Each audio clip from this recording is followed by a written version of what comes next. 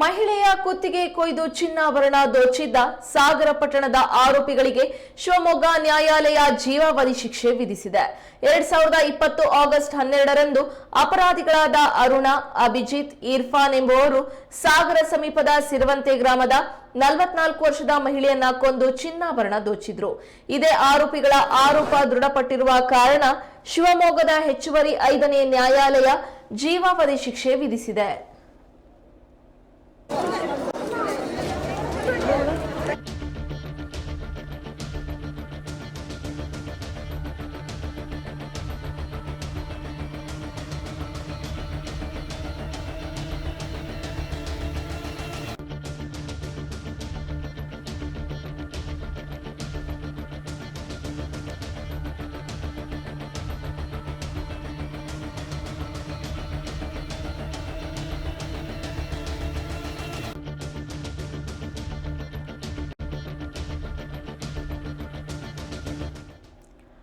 ಮಹಿಳೆಯ ಕುತ್ತಿಗೆ ಕೊಯ್ದು ಚಿನ್ನಾಭರಣ ದೋಚಿದ್ದ ಸಾಗರ ಪಟ್ಟಣದ ಆರೋಪಿಗಳಿಗೆ ಶಿವಮೊಗ್ಗ ನ್ಯಾಯಾಲಯ ಜೀವಾವಧಿ ಶಿಕ್ಷೆ ವಿಧಿಸಿದೆ.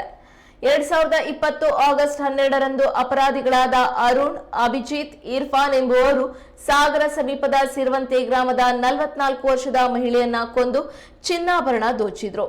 ಇದೇ ಆರೋಪಿಗಳ ಆರೋಪ ದೃಢಪಟ್ಟಿರುವ ಕಾರಣ ಶಿವಮೊಗ್ಗದ ಹೆಚ್ಚುವರಿ 5ನೇ ನ್ಯಾಯಾಲಯ ಜೀವಾವಧಿ ಶಿಕ್ಷೆ ವಿಧಿಸಿದೆ.